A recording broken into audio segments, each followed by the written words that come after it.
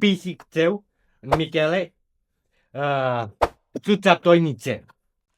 Ale nechcel. A toto je také nedorozumenie, pretože ja som na tej storke vtedy, to zase vec z pred rokov, keď som ešte nemal absolútne žiadny filter, tak som sa vyjadril, že či by som, ja sa pýtali otázku, či by som niečo mal s Mikelou. A ja vravím, že by som maximálne poťažkal do vanice, lebo ma zaujímalo, že aké také obrovské cecky, že koľko vážia. Že by som to poťažkal. A ona to potom povedala, že som povedal, že cucať, ale ja som nikdy nepovedal, že by som chcel cucať.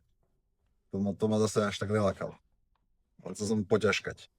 Ale už ani to poťažkanie, akože už to nepatrí k mojim ambíciám. A čo si zistil? Ja som neťažkal. Ja som iba... Lebo je rozdiel, keď má polnové meno a keď je vydojená. Hej, no. To som práve chcel si zistiť. Tak si vydojenú skúšal. Ja som neskúšal práve, ja som iba chcel.